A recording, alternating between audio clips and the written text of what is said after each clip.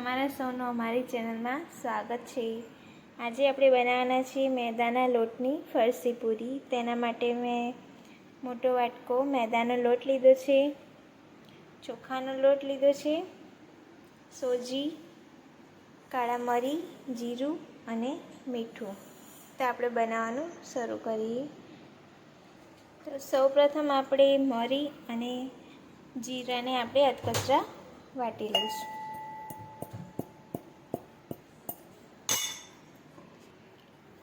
જીરું અને મરી આપણા અધકચરા વટાઈ ગયા છે। હવે આપણે પૂરી માટેનો લોટ બાંધીશું। તો આપણે મેદો લીધો છે, મોટો વાટકો મેદો લીધો છે અને આપણે નાની વાટકી સોજી લેવાની છે। હવે તેમાં આપણે આ જીરું અને મરી વાટ્યા છે તે નાખીશું। સ્વાદ પ્રમાણે મીઠું નાખીશું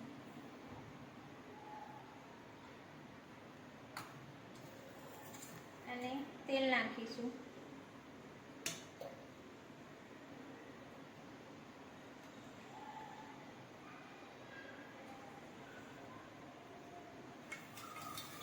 હવે આપણે બધું મિક્સ કરી લઈશું।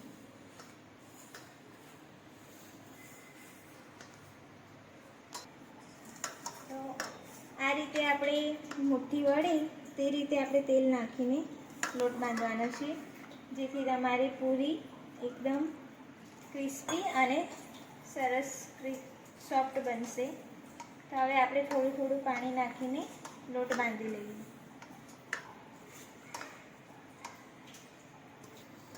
તો આપણો પૂરીનો લોટ સરસ બંધાઈ ગયો છે, બહુ કઠણ બી નહીં અને ઢીલો પણ નહીં। તો આપણે એને 10 થી 15 મિનિટ માટે ઢાંકીને રેસ્ટ આપીશું। 10 થી 15 મિનિટ થઈ ગઈ છે। હવે આપણે પૂરી માટેના લુવા કરી લઈશું। તમારે જે સાઈઝની પૂરી બનાવવી હોય તે રીતે લુવા કરી શકો છો। આપણે અહીંયા બે રીતે પૂરી બનાવવાની છે, એક ગોળ ફરસી પૂરી અને ત્રિકોણ આકારની। તો આપણે પહેલાં ગોળ પૂરી વણી લઈશું।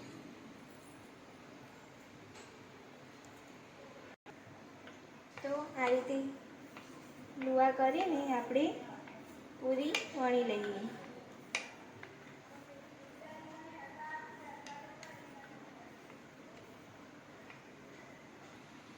આ રીતે આપણે પૂરી વણી લીધી છે અને કાંટા ચમચીની મદદથી આપણે તેના ઉપર આવી રીતે કાપા પાડી લઈશું, જેથી પૂરી તળાય એટલે સરસ ક્રિસ્પી લાગે।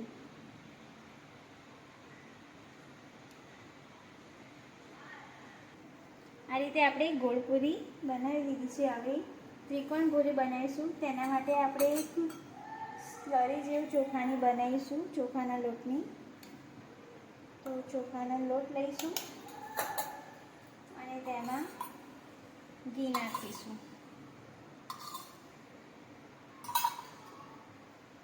ત્રિકોણવાળી પૂરી પડવાળી બનાવવાની, જેથી તેના પડમાં આપણે આ ચોખાના લોટનું મિશ્રણ લગાવીશું। તો આ રીતે એક લું લઈને આપણે પહેલાં ગોળ પૂરી વણીશું।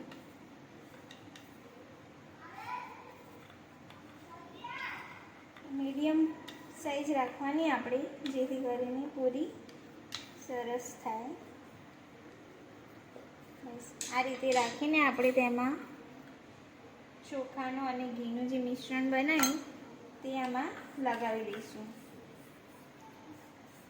આ લગાવવાથી પૂરીનું પડ એકદમ સરસ ક્રિસ્પી બને છે।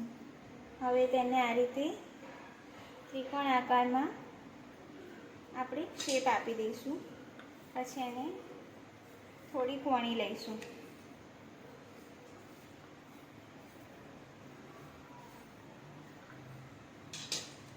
આ રીતે વણીને તેના ઉપર કાંટા ચમચીથી કાણા પાડીશું। તો આ રીતે આપણે ત્રિકોણ પૂરી પણ તૈયાર કરી લઈએ। પૂરી આપણી વણાય ત્યાં સુધી તેલ ગરમ કરવા મૂકી દઈએ। પૂરી આપણી વણાઈને તૈયાર છે। અને તેલ પણ ગરમ થઈ ગયું છે, તે આપણો તેલમાં પૂરી તળી લઈશું.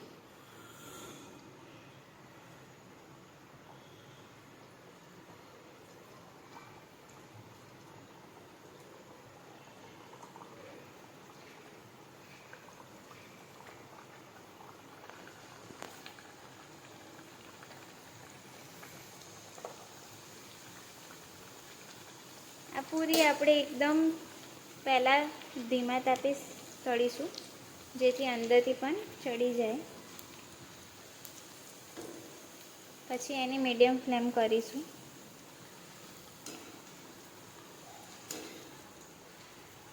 આ રીતે ફેવરીને આપણે પૂરીઓ તળીશું.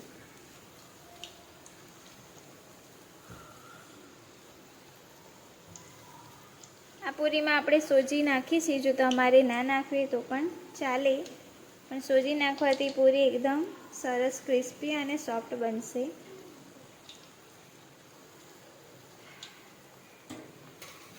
તો પૂરી આપણી થોડી ગોલ્ડન બ્રાઉન થાય ત્યાં સુધી તળી લઈએ.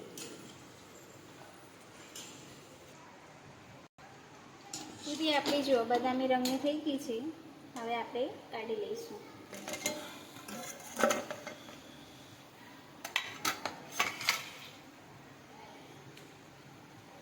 આ રીતે આપણે ત્રિકોણ પૂરી છે તે પણ તળી લઈએ.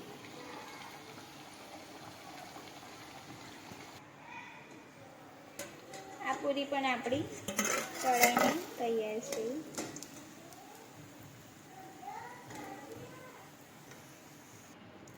તો આપણી આ પૂરી સર્વ થઈ ગઈ છે. ગરમા ગરમ ચા જોડે આ પૂરી ખાવાની બહુ મજા આવે છે.